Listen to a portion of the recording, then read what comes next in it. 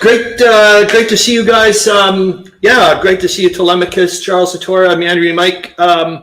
Yeah, pretty wild, isn't it? The subscriber thingamajig, whatever. Okay, so I'm going to show you the narrative relatively soon. I will a couple of things that I'm going to mention right off the bat. Oh, great to see you, Brian R. Smith. He says, hi, all joined in here while watching Men's Road. Yeah, I just heard that the Olympics are on. I was talking to Zoe Dufour earlier, and she mentioned something about them swimming in the Thames or the Thames. Good morning to you, Corvinus Wargaming. It was, I'll tell you one thing, Corvinus Wargaming. I was thinking about you today. Earlier in the week when I was at the Book Bazaar, that store, which is almost like a weird time distortion place because it's so quiet, and I got to get the hell out of there. Well, A, because it would have sucked my money out off my credit card, and secondly, it's very immersive that way. You should have saw the Middle East section and so on and so forth. It was just nuts. I was like, oh my gosh, you would have went crazy. So two things I do want to mention is, one, there's not going to be an after hours show today due to the fact that when I went to go record it, I could have done it earlier in the week, but I just been really going mental at work. It's just been so intense. It's not funny. And it's just been sucking me my energy that way, like after work stuff. But it was last night. It was, well, it still is, but it was 26 degrees on the ground floor at 1 o'clock in the morning. It was so bloody oppressive. It wasn't funny, and and I just was like, I was saying to Zoe Dufour earlier in this morning. I was like, it's a lot of work to do the war summary because the text isn't great, as you see when you see me scrolling it on the screen and whatnot. And I was like, I'm going to be here for like maybe 40-45 minutes, and I can already feel me getting crabby just moving stuff around. And I was like, just don't do it, Chris. Wait until it cools down, or figure that out. So that's why I'm not doing. Oh, good morning, Hex to Hex. Great to see you, especially since it's golf season. And I don't know about you, Brian R. Smith, but it's still oppressive here. I was looking at, they're saying it's going to get down to about 21 or something like that, a high of 21 on Monday. I'm like, yes, thank you. Because it is just nuts. Like I'm upstairs, I want to go upstairs and, screw around on the games, but I'm like, not happening. Or like I want to go and make the counters. That's where all my counters are up there to cut them up. And I'm like, not happening. Anyways, great to see you. Good morning, Chrispy Galactic. Hope you're doing well. And the second thing is, I'm not sure if I'm going to be doing a live stream next week due to the fact that, yet again, it's because of work. I've got to try to solve a major problem. It's a puzzle, I guess you could call it that. And it's I really want to get this hammered out. And I'm going to be on my own doing it for a few days kind of thing. And so I really got to focus hard on that. So I want to see. We'll see how it goes. Like I don't even know if I can be able to do daily World War I images, headlines, and the images of the day. I'm gonna see. Well, for sure I can do it up to Monday because we have a day off here on Monday. Hex to Hex says big storm coming, so two of us only played. I get you. I was wondering about that when I saw you. I was like, I wonder also if you're getting the heat. Heat and humidity is probably some days you're just like, that's the last thing I want to do is, you're maybe thinking to yourself as, standing in the middle of a big green field kind of thing. Corvinus Wargaming says, been very hot here in the Midwest the last few days. Yeah, I guess we're getting all the same whatevers. Okay, let's go straight off to the narrative and we'll go from there and see how much we can get done kind of thing. All right, hold on here. I'm going to present the screen. Very understandable material as well. High forecast 31. It's just, and I don't know, like I said to you guys, I get crabby, and I was like I said, my frustration factor was just skyrocketing this morning. And I went, just don't do this, man. You're gonna be driving yourself mental. All right, so here I'm gonna go and share the screen. I'm gonna go to the narrative. So primarily, what I did was I tried to bring back some of the stuff that I did want to talk to you guys about the past few weeks, but I just never got around to doing it. Oh my gosh! On a side note, Charles Latora, I just ordered it yesterday, I think. Captain Koenig, the captain of the Deutschland, he did a little, I think it's him, he did a little book or whatever afterwards. So they do make it back. He does make it back to, I guess, Bremen. They make it back to there. So I was like, this will be neat to, well, I ordered it, so it's on its way. It didn't cost that much. And they're like, oh, it's a big piece of propaganda. I'm like, no kidding. Who cares? Anyway, so the live stream fact checker, I think I was mentioning to you last week that I was a bit of a head scratcher there when I saw they were talking about the Battle of Limonowa there in the war summary and saying, oh, you know, the Germans were saying that there was tons of Australian dead and so on and so forth. And they're like, how the hell could they know how many you know, were dead and so on and so forth, and they were like really trying to minimize it. Anyways, I went and took a look, and because I was like, no, I thought it was a pretty bad, it was a disaster for the Australians. I don't know if we'll get to the site, but I put it into the sources and links, and yep, it was the worst. It was the worst military disaster for the Australians ever. I think the amount of casualties, I think, surpassed what they had in World War II, the Cold War, and Vietnam, or whatever. I'm just saying it was bad. Yeah, remember the Battle of Limonowa was last week. I did give you your points. Some people did get points this week because of what you're going to see when Jeremy brings it on over. But right now, these are the lead. You can see Meandering Mike's on 14 points. Like, for example, Brian R. Smith, you got an extra point this week because what the number, well, you're going to see in a bit. But there we go. And remember what, for if there's anybody newbie around here, Germany declares war on France today. Yes, oh my gosh, thanks for bringing that up, Brian R. Smith, because that's what they just keep talking about. Well, as we know, they're talking about the second anniversary of the war a lot right now in the globe and stuff. And that again is you're going to see a side note of due to the fact of how much focus I've been on at work, where I dropped the ball with that daily stuff, which I was doing the preceding events for Great Britain declaring war on the 4th of August. It's just because it's not as easy as doing something like the week that was, or something where I can just rattle away in the dictaphone and then get it transcribed. I got to do a lot of editing afterwards to try to put it in a proper sequence of events, because I'm using two different sources, and one of the sources is got like multiple areas where I had to go around and try to reconstruct the timeline. It takes a long time, like it's about over an hour or whatever, and I'm just like, jeepers jumping. Like I said, I missed one day, and it just kind of snowballed from there.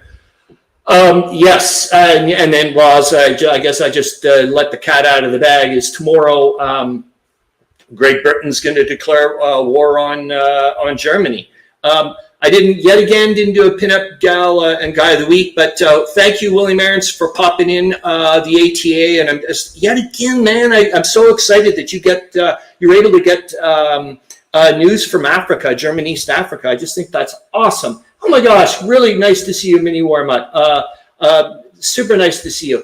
Like I said, didn't get the, and I'm going to say, I mentioned it in email. I think you guys are going to agree when you see what William Arends wrote, not about the articles, but about where he is right now. He's not around here, but he's for a memorial for his uncle or whatever. But I was like, wow, not only was it well written, it was powerful stuff. I was like, geez, man, I felt really grateful to be able to read it. This thing just knocked me on my butt. When I saw it, I went, what in the world? It's maybe a little nod for Brian R. Smith there too, is the fact that, he's living in Quebec. I was like, what?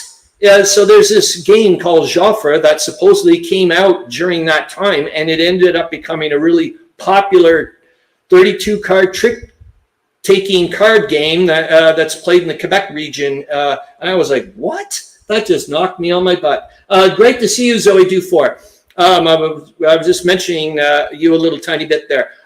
This is, like I said, I would like to try to start doing this each week to kind of prod you or engage with you a little bit to try to figure out, come up with maybe a provocative, maybe you want to call it a devil's advocate type questions or whatever, and see what you guys think. But this is due to the fact that I was watching. I haven't listened to it all, but it's a two-part, well, three-parter because I'm interested. But the other two parts would be that my friend colleague there, Peter Alexander from Belgium, he said, "Hey Chris, if you can drum up anything about Belgium for me in the Great War, I'd love to know about, specifically in Africa." I said, "Okay, no worries." And then secondly, Charles Latora, when you were mentioning earlier on in the week, in one of my comments, which I just absolutely adore that you do, because you really, really get me going, man. Like I just often, try to find out more and more information. And you were like, how much did Germany have of Belgium and so on and so forth? I don't know much about that and whatnot. And I was like, wow, you're going to get me more that way.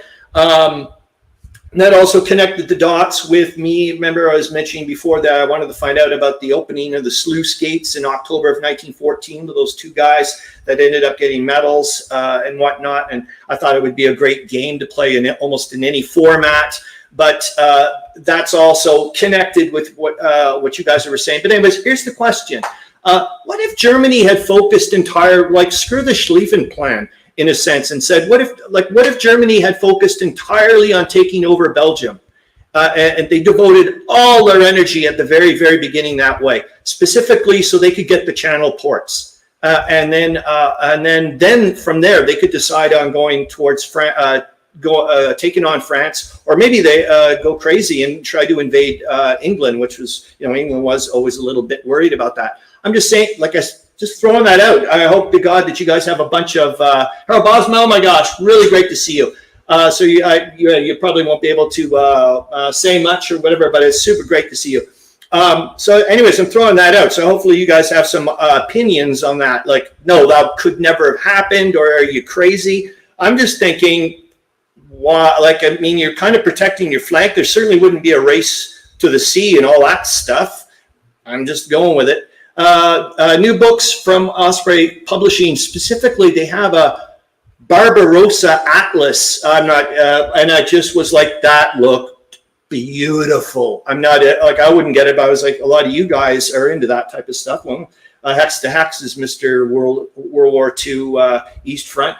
Brian R. Smith says German High Command was far too conservative with their high seas fleet. I know. I really think they should have tried to give it a go. The Grog Shed mentioned the historical news. Hopefully, I'll show that up quickly. The Grog Shed, they've got some really darn good articles, and there's also they mentioned something at Pershing Park. I don't know where the heck that is, but there's going to be a new statue unveiled there in September. The Grog Shed was mentioning that, well, it's already out now because the trailer was in July, but that the Time Team has an episode on. They go to Sherwood Pines. I guess there was a lot of soldiers interned there, or there at the time, or stationed there. But anyways, there's a lot of supposedly graves or whatever. I don't know. I didn't watch the episode. I haven't even seen the trailer, but we wanted to bring that up. The Not So Quiet on the Western Front, due to the fact there's a fair amount of you guys are Americans, or even if you are just interested in Americans in the Great War. Lately, the Not So Quiet on the Western Front, Spotify, you can listen to their podcast from there. There's a ton of episodes on the Doughboys right now, tons of them. So they seem to do little mini series or whatever. But so I just thought maybe you'd be interested in that. And I've made some little tiny notes here. I've listened to it twice now. This is just a provocative lecture. I think I've mentioned this to you guys before. Rob Thompson is my absolute all-time favorite Great War lecturer. I just find him so engaging, so passionate, so knowledgeable. He makes it interesting. An hour and 20 minutes goes by with him so quick. It's just ridiculous. Manny Mike says, conquering Netherlands would have been militarily easy, but politically it would have been a mistake. Kaiser invading this blood cousin would be a no-no. Corvinus Wargaming. There's a good team, a good tome on American soldiers in the Great War. Pershing's Crusaders. Oh, interesting. Thank you for bringing that up. So here we go.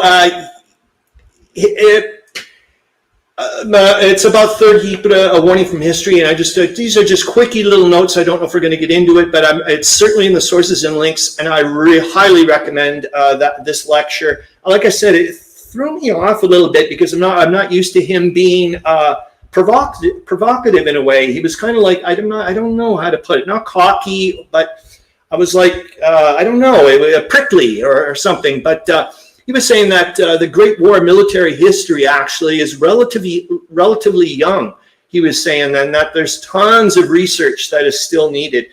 He was shocked that lots of people think that the Great War doesn't need much looking at anymore. Like, oh, we figured out all the battles or whatever. He also went into the culture about, maybe Corvinus Wargaming knows about this. Clark Commando 1983. Hey, Chris, which books are you going to make me buy now? I know. Oh my gosh, don't start.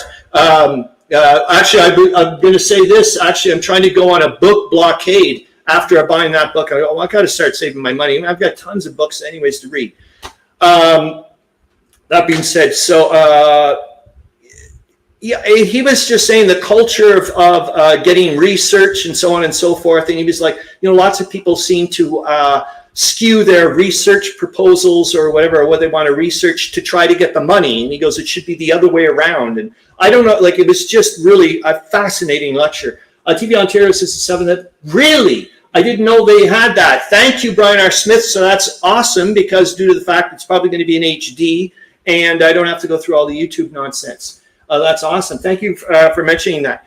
That he also mentions that the Great War was a civilians' war, and that they made it the way it was. And he was like, that's the people you should be blaming on the way it ended up being, like in a trench situation and so on and so forth. He also talks about that the artillery pieces were getting worn out by the British, and that they didn't anticipate that at one point. So they actually had tons of shells, but they just couldn't fix them. It was they had to worry about how many times they could fire off the guns. And he starts talking about the differences between, well, you can see here, mobile and open warfare. And he's saying that mobile warfare is about maneuver, whereas open warfare is about not fighting in trenches anymore. And that the Great War had a flux. It was changing in the nature of warfare. So one minute they had to learn, well, I mean, they were, doing open warfare and mobile warfare at the same time. And the next thing you know, they're not anymore. They had to learn trench warfare. And next thing you know, they're back to learning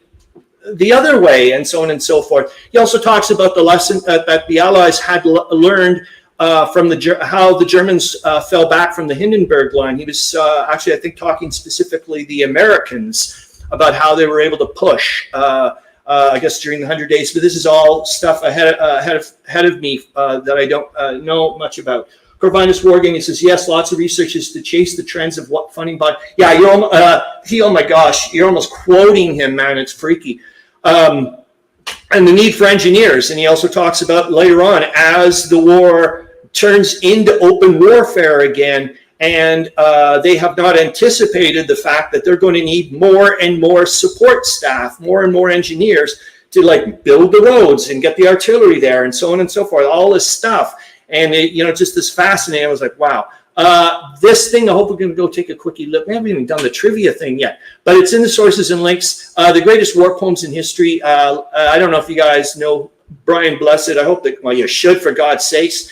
The guy's whatever, but Excalibur, for goodness sakes, bring him up. He does an amazing he's the host of this thing, and he does amazing narrations of some poems. He does the Charge of the Light Brigade in here. He gets so passionate, it is ridiculous. Isaac Rosenberg was I think a Great War poet, and he mentions it, and then he also does some comical or some lighthearted poems. So it wasn't all doom and gloom. I'd like to look at, if we can quickly, if not wasted 20 minutes of just going through the narrative here, looking at the Hark, Hark, the Dogs Do Bark poster. I don't know if you guys have seen that. It's the one with the, well, we'll go take a look at it. And I just wanted to go scan it across because it's obviously a dated thing, but for me, I was like shocked. A lot of the pictures and, and the iconography of them using, I'm like, whoa, like just, like yowzers, talk about politically incorrect from here to tomorrow. But it's eye-opening. I would love, like I've mentioned before, I would like to go take a look at the Calendales, just a little tiny bit of the review of Der Weltkrieg, especially due to the fact that I just finished my game last night, my mini game. That's pretty freaky weird. Still going to go, trust me. Passage from the World's War, if we do get to it, it's about where they're, like I said, they were crossing through, they just got through Persia and then they're getting into Afghanistan to try to cause some grief in India. Just fascinating to listen to how they were traveling across, and that they were going across this certain area where the British, well, the Allies or whatever, said it's impossible that anybody could make it across this part of Afghanistan or whatever. It's far too inhospitable. And they did. The Germans were able to figure out ways of making us going into small groups and so on and so forth. So do force, there's nothing mini about that game. Yes, I know. I always find that a bit funny that I kept calling it the mini game. Anticipating the unexpected, France and Britain go to war, Professor Phil on the West. I haven't watched the lecture, but it just got released last week, and I did want to bring it up. Belgium, like I said, not. Okay, let's go. And then these are things I do want to look up yet again. Remember, Charles Latora, you and I seem rather interested in finding out what the hell's going on with Germany refusing food aid to Poland and whatnot. See where we're going. Okay, we're going to stop here. Jeepers, jumping. Actually, I know I can just do this. That's right. Don't worry, William Arends, we'll get into your pictures and your whatnots, but let's get to the who or what am I in World War I. I think it's a relatively okay one, like a relatively easy one. It's not going to be really obscure, I don't think. Hold on here. So here's your first clue. I'll pop it in the comments. And there you go. I think wherever you found soldiers on whatever front, you would find me. And I'll put it in the banners. There you go. Who or what am I? And there you go. That's your first one. Remember for new newbies or whatever, or if you can't remember, trench foot and foot powder. That is wild that you guys in the same room or what? That's wild. Hold on here. You are both incorrect, but you're going to get points. That's for sure. All right, I'm going to pop on the second one. Hold on here. Actually, you know what? I want to show you my new funky glasses. There. I'll get you the second one. I had a huge physical and psychological impact on soldiers. Who or what am I? And I'll go back to the comments. Brian R. Smith says syphilis. Excellent. I really like that one, but you are incorrect. And ironically, Brian R. Smith, did you know that, which I find, Corvinus Wargaming gets it. You got it. That was freaking fast. Holy smokes. Well done. Yes, specifically trench rats, but we're going with rats. Well done. Photos of sweethearts. Meandering Mike, well, you're going to get a point because you did it before Corvinus Wargaming popped it in. I will say this, Meandering, Brian R. Smith, I find it interesting if you look at the incidence of venereal disease, it's highest amongst people such as Canadians and whatnot, because I think we're a bunch of little horny whatevers. It's because we weren't giving out condoms and whatnot because of our religions and all that type of stuff. It was like, no, no, no. Where you see other nations that were far more understanding of it. For example, I think the French. So they were passing them out like there was no tomorrow, that type of stuff. And their incidence is way lower than ours. So, yeah, I think the Canadians were the worst by a long shot. But maybe it was also due to the fact of, like I said, I'm going to show, yes. So I'll give you the other clues, and then I'm going to show you a picture. Hold on here. I want to show you the picture because it's pretty like yowzers. Lots of rats on the Ukraine front these days. Really, I didn't know that. Yeah, oh, that's yes. Thank you for bringing that up, Meandering Mike. Due to the fact that was one of the things that I was reading up on was. Oh, you're going to see one of the clues here. I'll pop them up quickly. And well, hold on. Let me show the picture first. Wait until you see two of these rats. I was like, are those rats or what? Like, they're big. Holy moly. Okay, hold on here. I'm going to stop the screen so I can share the next one. Look at this thing. So you guys can see this. I'm going to get rid of me. And look at that. And then I'm going to go through the banners quickly. Look at the size of those two rats. Like, holy moly. Although I was largely despised, I sometimes did provide entertainment. For example, the trench bashing, rat bashing they would have and stuff like that. Whatever. This one I found really interesting. I love trench candles. Supposedly, the rats loved eating the candles, and which obviously caused issues. I probably outnumbered all the soldiers that ever set foot in a trench. Many believe that, and here you go, Meandering Mike, many believe that the experience of having me around the Great War led to trench warfare being used less often. They were saying specifically, and like you didn't see it as much in World War II and whatnot. And so it's interesting that it's been brought back again, and now you're mentioning that the rats are an issue right now in Ukraine. And there's the pet dog of the Middlesex Regiment with its catch of rats in the trenches on the Western Front during the First World War. All right, I'm going to hide the banners. No, I didn't. Hold on. I'm going to go back to the comments because I've missed fat in them. You need a big cat to handle those devil rats from never going home. Yeah, look at it. It's just ridiculous. Those those two ski, and some of the stories are just like, well, I'm sure you guys knew. Eventually, they just completely are not even afraid of people anymore and doing all kinds of things and just nuts. Probably the tallow is tasty. Yes, I get you. The fat in them. That's Zoe Dufour. Both of you guys, well done. Okay, so let me go quickly to what in the world I wanted to show. So we did that. We did that. I did mention the lecture, so we don't have to go over it. And like I said, you guys can go take a look at it. But I do want you to see how good Brian Blessed is. It'll be quick. Oh, we'll do this one fast. And then because I wanted to, yeah, it's my email, but I popped it down. I don't think you guys can see anything bad or whatever. But here's this thing about the National War I Monument near Finish Line in Inglewood. I don't know where that is, but you guys probably do. A good collection of World War I historical minis will also require rats. Yeah, that's true.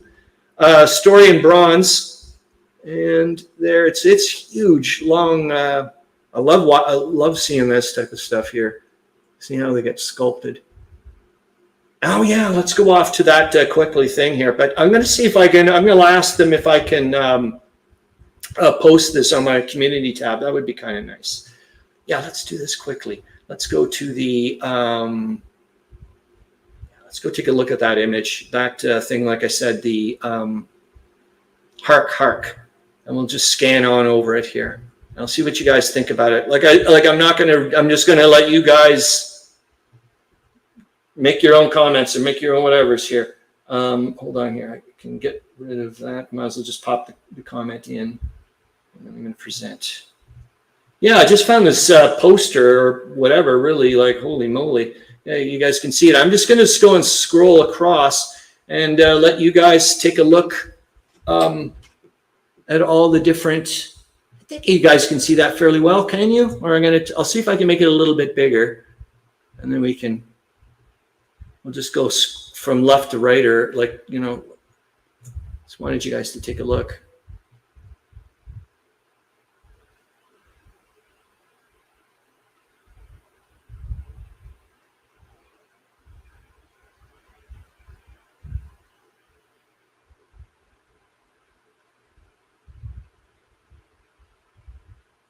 The dogs of war are loose in Europe, and a nice noise they are making. I love the Italian one. I was like, oh my gosh, look at this. That's just hilarious. Little dog and everything.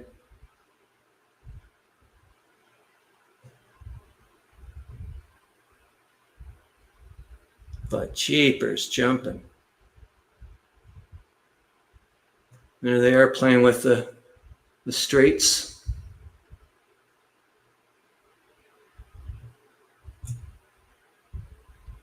This I found interesting. The little I don't know what, like whether they're trying to say he's the little dog is like that way, but there's the Cossacks.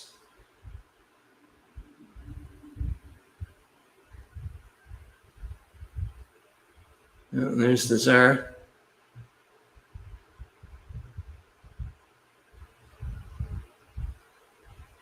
All right. The Ottomans have a little German dog. I know. I was like, what the hell? All right. So at least, yeah, I wanted to show you that because I was just like, when I was looking at it, I was like, this is just so many images. So I was like, why not? Everyone brings a dog to the fight. Russia brings a bear. Right on. I didn't notice that. Well, what else did I want to let's go to your ATA stuff, William Arends. I want to make sure that I don't rush that. That makes sense to me. And and you've got pictures too. Okay, I'm going to do this. Well, I'll read out your stuff and then we'll go to your pictures. That makes sense. Okay. Here's the ATA. All right. And you guys can see that. So I just got to remember which one's what. Nope. There we go. Today I am in Mogadore, Ohio. Hold on, I'm going to get rid of this. Point. There we go. Much better. Later this day, and I got to get rid of this, which you guys don't see. Later this day, I will be attending the memorial service for my uncle Carl Retberg in Talmadge, Ohio, who died July 22nd, 2024 at the age of 90. Oh my God, I didn't know it was that recently. His being the son, as I am the grandson of the Carl Retberg, who immigrated from the German Reich to the USA in 1913. It occurred to me that neither of us, and this is when I was like, holy moly, it occurred to me that neither of us or any of his line would be here today or have had a life had that Carl Retberg stayed in Germany and had perished in the trenches along with almost all of his other classmates, as he found out had happened from the only other surviving classmate on his return to his hometown, Einbeck, Germany, 50 years after his departure. This fact puts the events of World War I in a totally different perspective for me.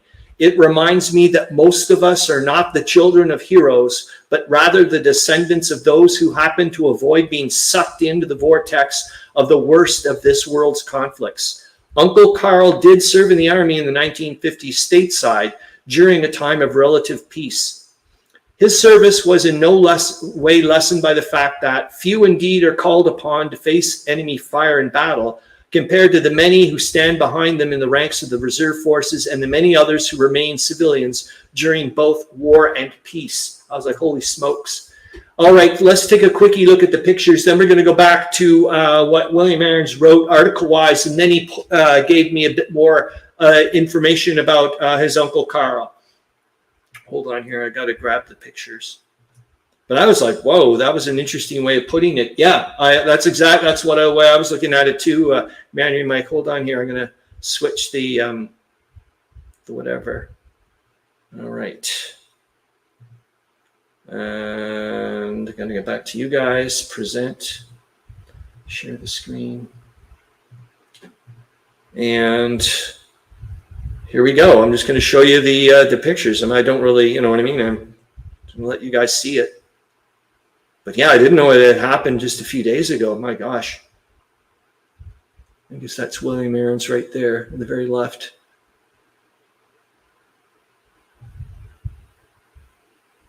I'm not sure if that's the last one. I love this thing. Looks really neat.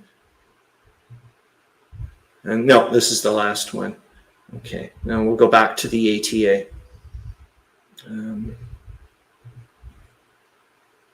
Yeah, I remember, oddly enough, William Arends was just talking about his uncle, a few months ago. Remember he was mentioned something about his uncle there, or whatever, used to be a butcher and whatnot and wanted to be something else when he got here, and then he went back. That's right, he was working at a plant or something, and he said he didn't want to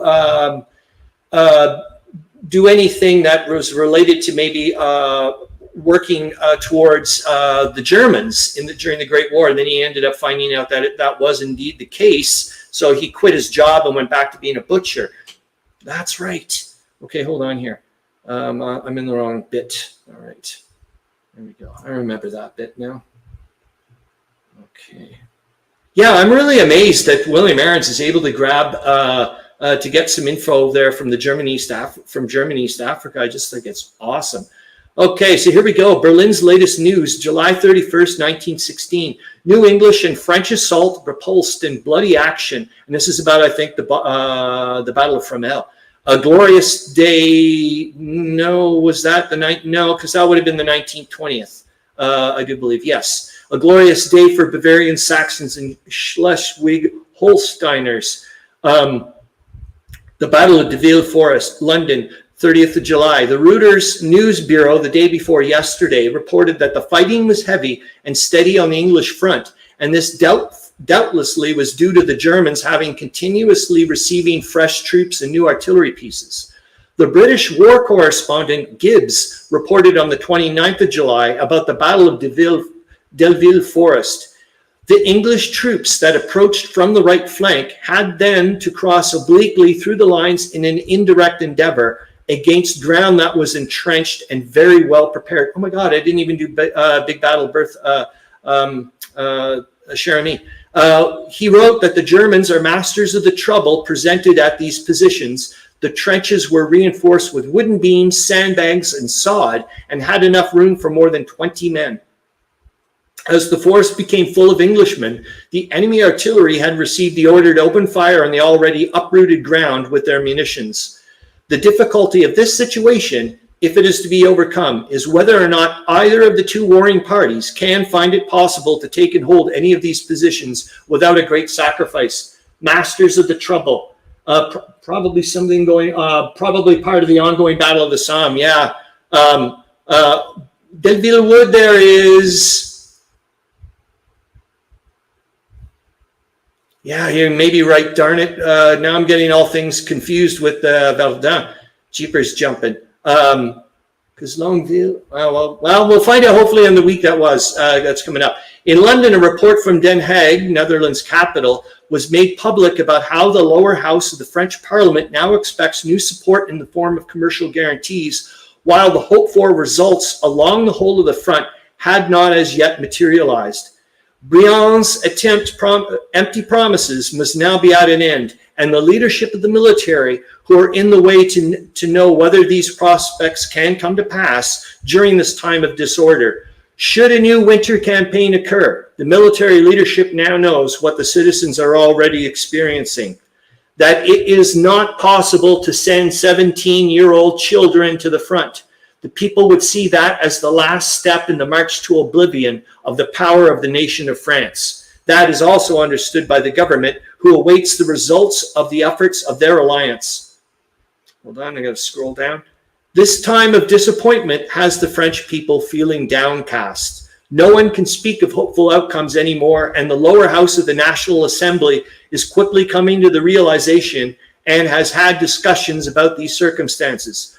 Briand's considerable difficulties with the military leadership stem from this rejection of every petition. Meandering Mike said, Corvinus Wargaming says my cat would be described that way. I get you.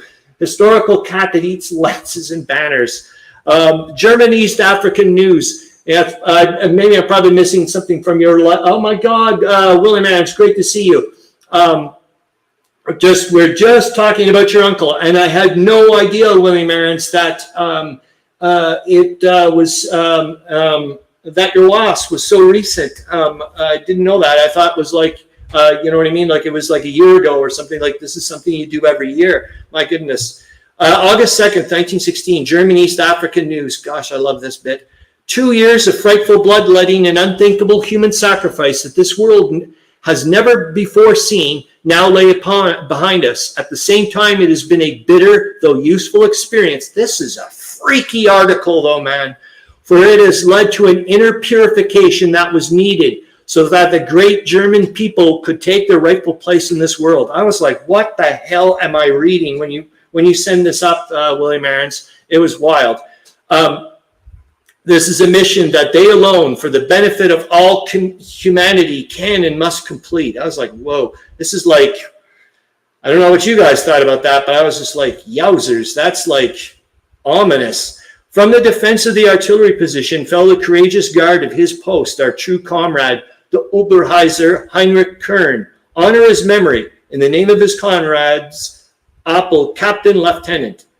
And hold on here. Memorial, in true fulfillment of his duty, our dear comrade fell defending the colony, the sergeant of the reserve Frick. His memory lives in us forever, in his honor, in the name of his company, of his company comrades, Marinsky, first lieutenant in company, which is kind of interesting, William Arends, that, you know, here, what you're doing in real life right now, and then there's these little bits here. I find that really interesting. Oops, sorry. Here we go. And it's and this is where you put in the little bit there at the end. And I was like, okay, we'll pop this in here. It occurred to me that I should also write a little more about my uncle. My uncle, Karl Ulrich Retberg, was born on the 3rd of August, 1933 in Clifton, New Jersey. So it's not him then. To Karl Retberg and Gertrude Retberg née Seidel. I wonder if that's the one I was thinking of then. His mother, who has given birth to 2 daughters, had been warned not to have any more children after developing a heart murmur. Despite this, her only son was born healthy, and she survived the pregnancy and lived to the age of 89. As the family's only son, Karl's was treated as a special gift from God, even during the hard times of the Depression in World War I. He never cared much for school, so after graduation from high school, he trained to become a butcher as his father's trade. So maybe, no, this is it. So maybe I got the date wrong up there. Yeah, it must be. Like maybe it was 1903 or something. I don't know. But anyways, we're going, because this is just, well, you're here, so you can help me out, William Arends, for goodness sakes. At 18, he never cared much for school, so after graduation from high school, he trained to become a butcher at his father's trade. At 18, he met his wife, Elsie de Smet, on a trip to Detroit while visiting his uncle Ludwig Retberg and his family. When he returned home, his father had little sympathy for his lovesickness, but the passion persisted, and he married Elsie in 1954, so that's not him then. They remained married and would have had a 70-year anniversary later this year. Maybe the other thing is World War II. That's what's getting me all discombobulated. He was drafted into the U.S. Army in the late 1950s and worked in food service as a base in Oakland, California. Though without any theological training, he spent over 40 years as a lay minister, deacon, and priest in the New Apostolic Church while remaining employed as a butcher. He's survived by 2 sons, a daughter, a grandson, and a granddaughter. He died suddenly with his wife by his side, 22 days short of his 91st birthday. Thank you, William Arends, for sharing with us. That's really wonderful. Thank you. I'm going to get rid of that. Boink. Done. Brian R. Smith and both Meandering Mike send their condolences. As I don't know if you can see that. We've got some time. Yep, I think so. We can sneak that in. I'm going to go to the Callendale quickie thing, I think. We haven't done any gamey type chit chat or whatever, except I did mention the Joffre thing, which just, I was like, what in the world? And it's, like I said, it's just themed that way, but it's certainly not a war game or whatever. It's that type of, anyways, let me get to the thing here. I want to get to the links first. And maybe this won't work or will work, I don't know. But I think it was around the 13th minute, if I remember correctly. Almost feel like I should be under the gun to try to come up with some book recommendations for on here. I'm going to see if I think it's around. I'm going to go there. And I'm going to, oops, present, share the screen. And I'm going to get rid of me. And you try to figure out what you have. Tweezers don't help me too much with these. They slip, they clutter, they fall. I've grown out my fingernails a little bit because I was constantly just using my fingers for them. This was just... It's primarily about... an easy game, but games with big stacks of counters are often problematic. These are kind of... Not about the components. Thick, not terribly so. And I just found them very, very difficult to manipulate mechanically, which, given the amount that this game involves searching the entire front for, say, a particular unit or to try to balance your forces or whatever, at least if you're trying to play very confidently, these things were a problem. But that's enough, I think, on the components and what you get. I'm going to look a little bit into, well, as to the rules, like I mentioned, you want to make sure you get the most modern edition. This is not online and presumably being published. I think they were publishing a big slew of things through Decision Games. You want to make absolutely certain that any of these you get have the silver edition, because there's been changes since then. They're still not perfect, especially the OOBs still seem to have problems. I found some things that seemed a little ambiguous or possibly even wrong. Playing this game, offensives, at least until the terrain gets completely chewed up, don't really feel fixated the way they often were historically. Historically, an offensive was started and generally followed the path it kept hitting.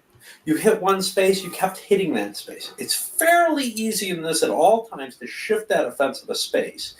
And it's not terribly hard, especially for the Germans, to shift it quite a great distance. The Germans have tremendous mobility in this.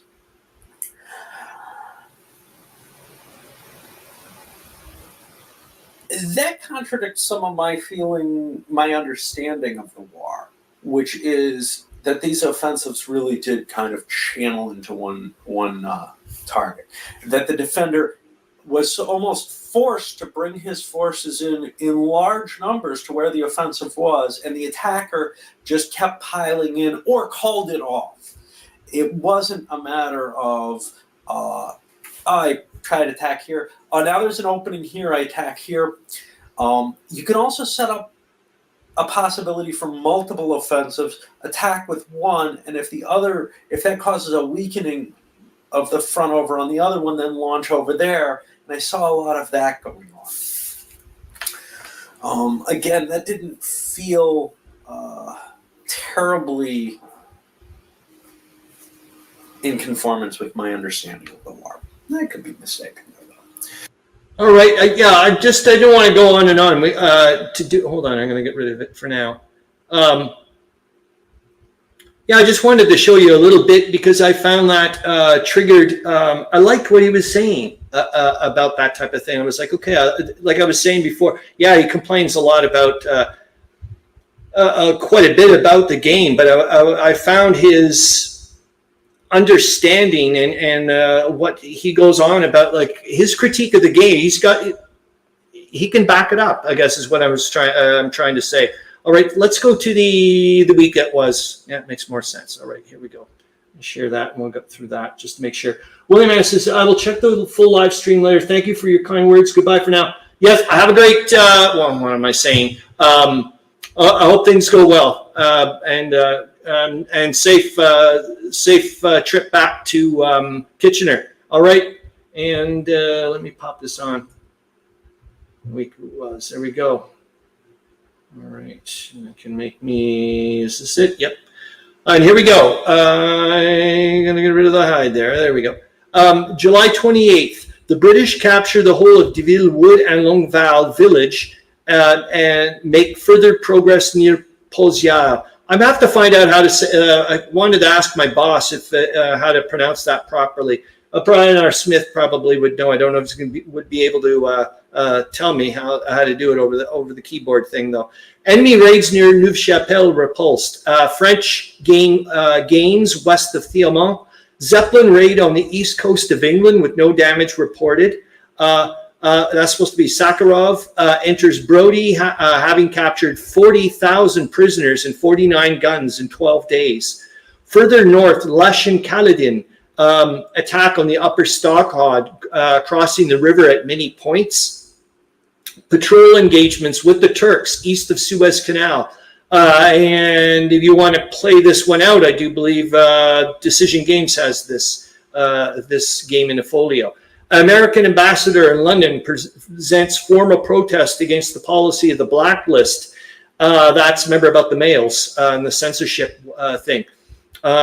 July 29th, German note to the USA ambassador at Berlin rejects British officer to permit passage of USA foodstuffs to Poland. That's the thing I want to find out about.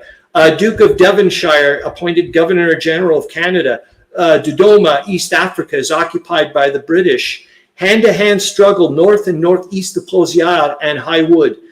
2 German attempts to recapture Delville Wood fail. Activity south of Ypres and in Luce salient.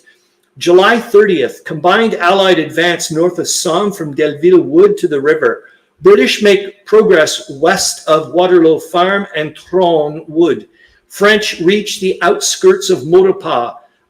German attack on lower bank of the Meuse is repulsed. Brian Earth Smith says close. Pause. Yeah. Is that it? So the R is not silent, but the S is. Pause. Okay, thanks. Does that sound right? Pause. How's that? I hope the guy. I'm sorry. I get into these little silly loops. In the direction of Kovel and in the direct region of south of the Dniester towards Stanislav, Russians continue to pursue the Austrians. Austrian attacks. Pretty good. Thanks. I'll keep trying later. I think I'll probably have a few cracks at it again when we get into some other days here. Austrian attacks in Tofana and in the Adogi Valley are repulsed. After Austrian reinforcements arrived, they attacked 3 times in the Trevignolo Valley without success. Russian troops land at Salonika. Whoa. They're all over the place lately, man. It's like they're in France, they're here, they're everywhere. British occupy Kakombo, East Africa. July 31st, Prime Minister in the House of Commons denounces the murder of Captain Freet and immediate action is contemplated by the government. Mr. H.E. Duke becomes Chief Secretary for Ireland. British occupy Saranda and Kilimanjaro Central Railway, East Africa. The pursuit of the Turks from Erzincan continues in the phase of stubborn defense. In the Astico Valley, Austrian attacks on positions of Monte Simone are repulsed. Southwest of Castellato, an Austrian attack is repulsed by the Italians. Meandering Mike says, oh my God, everyone and their brothers showed up in Greece. It seems, it's just nuts, isn't it? In the Trevignolo Valley, Italians occupy Paneviggio. It was neat that you mentioned that, Meandering Mike, because when they were talking about the Greeks and Persia, the people running roughshod in that area at the Great War Channel, and then they said, and then they're like, then you go and look at Albania, and they're like, that's like Greece on steroids, the way people were just going all over the place, just nuts. Russian advance, and you know that, Russian advance on the Stockade towards Kovel. After heavy engagements, Russians north of Dniester cross Koropets River. Zeppelin raid on east and the southeast counties with about 60 bombs dropped and no damage reported. August 1st, north of Bazantil-le-Petit, a German attack is repulsed. At High Wood, a German counterattack also fails. French capture strong work between Hemwood and Monaco Farm. German attacks west and south of the Thielmol work are repulsed. Announcement at the House of Commons regarding deaths among troops on the trains from Karachi. I have no idea what that's about. I wonder if it's, I don't even know where the hell Karachi is. You guys will have to let me know. August 2nd, government attitude to resolutions adopted by allies at Economic Conference in Paris, explained by Mr. Asquith. My gosh, we didn't even do the big Bertha bingo. We'll do that quickly. Loss of the Italian dreadnought Leonardo da Vinci at Taranto by a fire and explosion with 248 killed. Corvinus Wargaming says the Russians were a lot more active outside the Eastern Front than I thought. I know. Same here. Corvinus Wargaming says Pakistan, or at that time British India. Thank you. So I wonder what was going on there. Thank you, Charles Latora. Yeah, I'm wondering what was going on. Like what happened with the troops in there? German gas attack in the region of Smorgon, east of Vilna, is repulsed. I have to go and find out, I think. Turkish counterattacks attack takes Mush and Bitlis. German counterattack on the French at Estrée are repulsed. German trenches are taken south of Fleury with 800 prisoners taken. British naval air raid near Ghent. Aha! Here we go. August 3rd, British gain ground west of Pozières. How's that? French retake Fleury and progress towards Thielmol with 1,750 prisoners taken. Zeppelin raid on eastern counties with no damage reported. That's what I was wondering too, Charles Latora. And I do know they've been mentioning, I'm not sure if it's also in Europe, but right now I'm seeing this often in the headlines, is that there's a horrible heat wave that's been going on in North America. And it's like the hottest day was recorded since, well, quite a long time, that type of thing. Desperate fighting near Lyubeshivo and Gulilichi east of Kovel. Russians captured Turk trenches at Ugnot. Turks advanced to attack, I guess this must be, no, it's not T. Lawrence. So General H. Lawrence's force at Romani Sinai. Yeah, well, I'll try to find out, Charles Latora, because it is interesting, isn't it?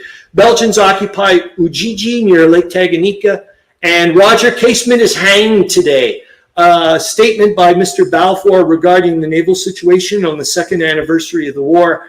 And the Prime Minister receives deputation from miners, railway men, and transport workers. We have 5 minutes, not too bad. I'm going to go and see the narrative. Let's just take a quickie look and see all the things the War Diary issue number 26. I was mentioning there, they had a thing on the Gobin and the Breslau, and then he goes on and on into a zillion other things. It's a huge article. I was like, whoa, I thought it was just going to be about the Breslau and the Gobin. And then he starts talking about different games and how it factored into this. It was quite neat.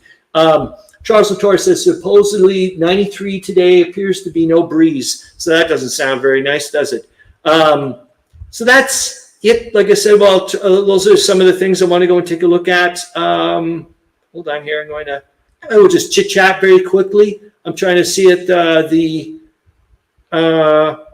This thing. Okay, I do want to just show you this quickly. I don't want to get into copyright infringement thing. However, I think I've got a pretty good chance. A high of 77 here today, but humid.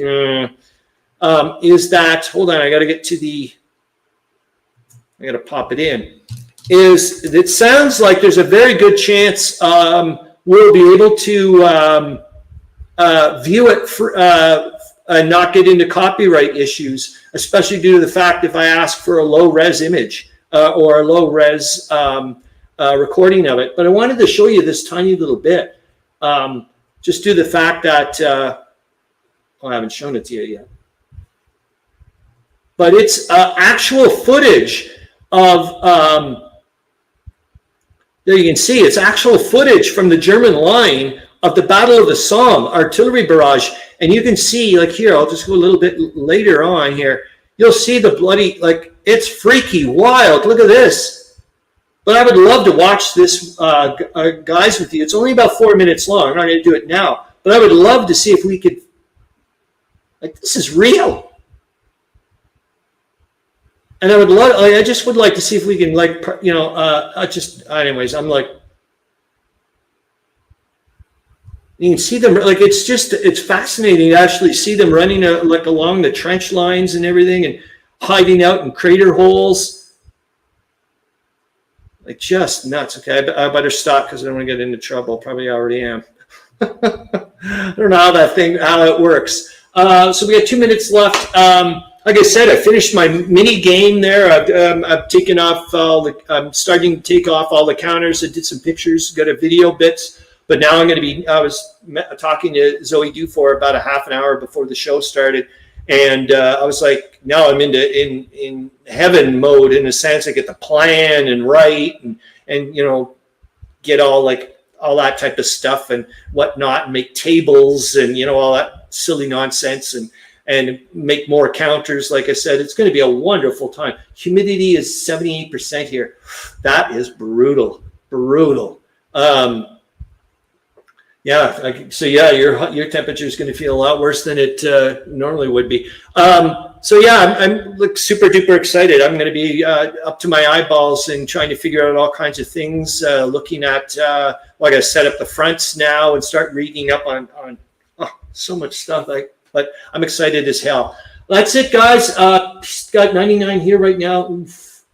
But mini warm. Actually, Zoe Dufour and I were both talking about how we would love to go to Arizona someday. Just posted another Gross beer. Oh, nice. Thank you for letting us know, Charles Latora.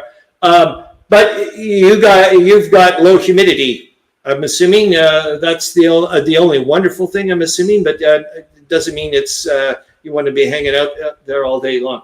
Okay, that's it, guys. Thank you so much. Like I said, I'll let you guys know if I'm going to be doing a live stream later on in the week. I'll try to. It's just to figure out if how my mind is going work-wise. But I'm also going to start getting planning, getting Paul Heder on and whatnot. And I also want to get a little bit more rejigging with the show and have a little bit more structure. Some interesting little segments would be nice. Brian R. Smith, loving your videos there, Charles Latora. All right, guys, thank you very much. Hope you guys have a great weekend, remainder of your weekend, a great week. Stay cool for some of us. That's that. Thank you so much, and hopefully I'll see you in a week. And if I don't, well, I'll hopefully see you in 2 weeks. Okay, bye, guys. End the stream.